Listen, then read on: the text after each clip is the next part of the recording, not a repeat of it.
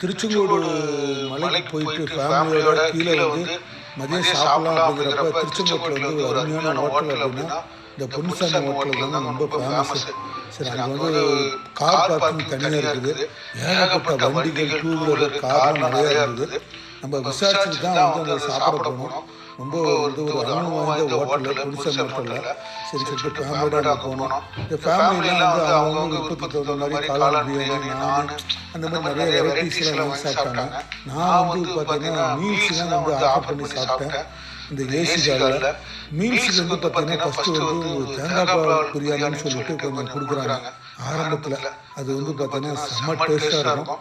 அதுக்கப்புறம் பார்த்தீங்கன்னா சின்ன சின்ன டம்ளரில் தான் வந்து அந்த சாம்பார், ரசம், காரக்குழம்பு, புளிக்குழம்பு, தயிர், பாயாசம், வடை எல்லாமே வந்து ஒரு டம்ளர்லாம் வச்சு கொடுக்குறாங்க. பார்க்கவே அழகாக இருந்தது.